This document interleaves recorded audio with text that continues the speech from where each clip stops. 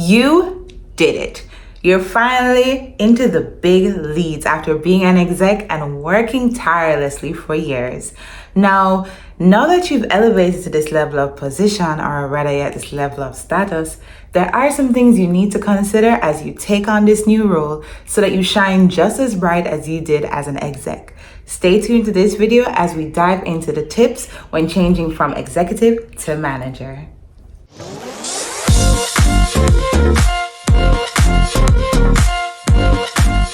As an executive, you were doing a few things that already gave you that manager feel, right? People depended on you. You were the first to call. Sometimes external vendors would accidentally call you marketing manager or operations manager, and it would always make you feel good, right? But what you need to remember as you take on this job is that it's a new role, and as such, you have to treat it with the same regard.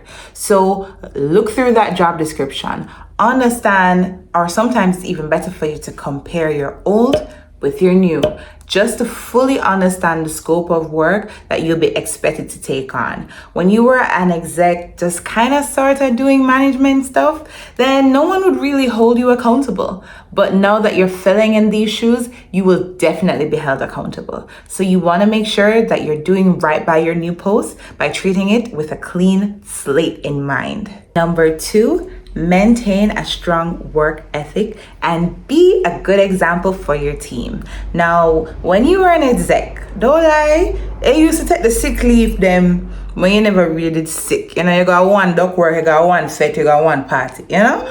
But as a manager, there's no room for that anymore. You have to think to yourself, you are now the mama, the papa, the father of your team, right? And whatever they see you're doing, they're gonna say, oh, but if my manager can do that, why me can't do that, right? So when you're doing it, you have to consider things like, okay, how I dress, is this appropriate for the workplace? Is this something that could also fly for my subordinates, right? You need to consider, okay, am I being ethical in how I'm taking my lunch breaks? You know, a lunch break is typically an hour. You know, if it is that you're taking 2-hour, 3-hour lunch breaks, then how can you look at your staff when they do the same, right? And yes, we do understand there is a level of, management and staff are two different things, but you want to set a good example. You want to show that just like how you had a good work ethic that got you into this role, or that you had a good work ethic wherever you were coming from and now being stepped up into a manager position, that you are still maintaining that same energy that people can emulate and look at it and say, I want to be just like this person. Or, my manager never do that yet, so let me try and do it that way, right? So just do the right thing. Don't bulldoze. And I'm sure you want to know what I mean by that. Yeah, we see them manager come in and them just want to change up everything. As them come in, them a flip up all the plan, them everything we used to do. And it's almost as if you can't keep up with the amount of changes that this manager wants to put in place. And you're also not seeing the justifications as to why things need to change. After everything that runs smooth, why need for change?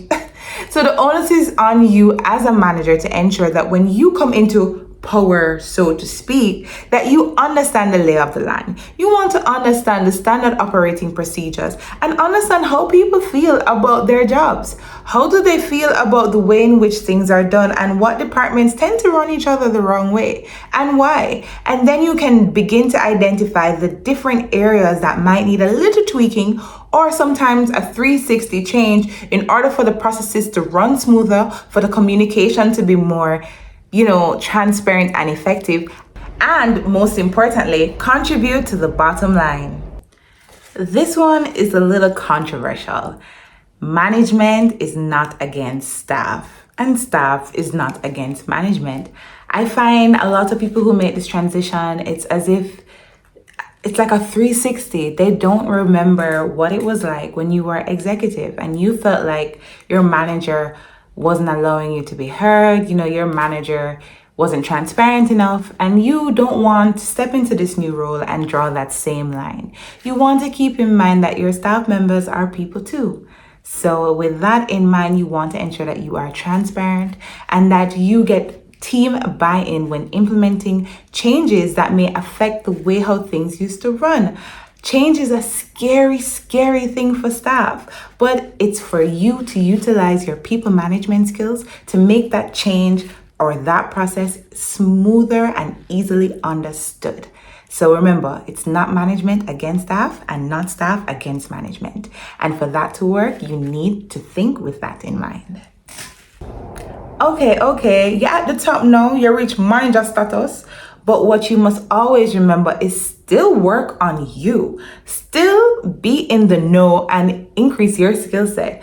What you find is that you're never too old to learn. So as the years go by and you progress in this role, the things around you are going to start changing. And when you started, you were originally the thought leader, but as time passes, you're gonna hire people who know more than you, or even if it's not in everything, there are some areas that they're gonna know more about. So what does that mean for you as a manager? You have to keep researching. You gotta keep it fresh. Sign up to those newsletters, subscribe to those pages, and know exactly what's happening in your field. So that way you can continue to be the thought leader or the resourceful one that can recommend changes that allow the company to move with the times and not get stuck behind. Now, this one might be a little challenging, but I still encourage everyone, don't work in a vacuum. It's okay to be guided and corrected. So you want to sometimes, in a lot of instances, when the idea freshen it off of the top of your head, is to bounce that same idea off of your team members. Bounce it off of your supervisor. Bounce it off of other managers in other companies that are not competing with yours who can give you their feedback, because chances are they may have gone through a similar thought process for their own business, or sometimes they have done it, it has worked, and they can give you a little secret of how to make it run even smoother in your own operation. So don't work in a vacuum, guys. It's not helping anybody. Sometimes sharing love can give you back that same love. Don't. That will say. Be open to change, even if it's suggestions from your team. What you'll find is the idea won't always be yours. It might genuinely come from someone who is in a lower position or a lower rank than you, or someone who is in a completely different post that have nothing to do with what you're doing and it inspire a whole new idea. So just don't be the one that avoids all aspect of change and thinks that the way that we are doing it has to go the same way or else the place will burn down. No, guys, times are changing, technology is advancing, and it's always good to take advantage of the new opportunities, especially if it's right before your competitors. Recognize as much as you critique. Now, as a manager, you will be managing a team, and what you'll find is you tend to point out the issues that you have with them, right? But what you want to do as well is to recognize them for the hard work as well as for their good moments. You don't want to play favorites. Be sure to avoid that as much as possible. But you want to take them aside and pick them up and make them know, say, yeah, do what you do. I'm proud of you. Good job. Keep it up. This serves to motivate staff. Recognition is definitely one of the needs that people need from Maslow hierarchy of needs, that people need every now and again to boost their self-esteem. So you want to focus on this particular factor when it is that you're trying to encourage a positive team, a team that promotes each other and good work ethic and good vibes, because tell the truth, we spend most of our day working at work, right? So it's better to be at work and be happy to be there than to say, Lord, I wanted a manager, yeah, she always appointed what me I do wrong and what me can do right. Don't. You want to create a positive work environment for your team and for yourself. Leave the gossiping in the past.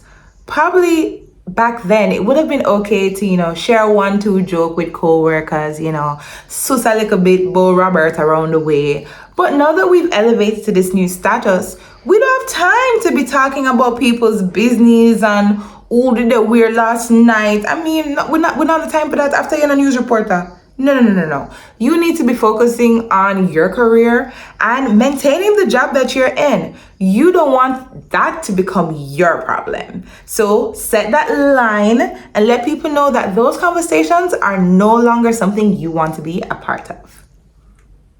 Last but not least, Effectively communicate with your staff, management, and those who are above you, okay? You want to ensure that everybody's on the same page about what they need to do, what their roles are, and how we're going to move forward together as a unit. This way, it reduces the risk factors, it reduces levels of confusion and frustration from getting things wrong, when if it was clearly stated or outlined, then we wouldn't have these hiccups, right? So you want to ensure that the communication is clear. You remove as many barriers as possible, so that way everybody's on the same page and we can progress into the future. I hope these tips help you to tackle that manager role. And if you're still an exec, don't worry. Keep working, keep studying, and keep pushing. That manager post is right around the bend. People always look for manager, you know? You just need to meet them at the level, right? So thank you so much for watching another video of Naturally Tones, guys. Please be sure to like, comment, subscribe, and let me know what you think. We can always back it out in the comments. You don't know it, go. Thank you so much for tuning in. Until next time, bye.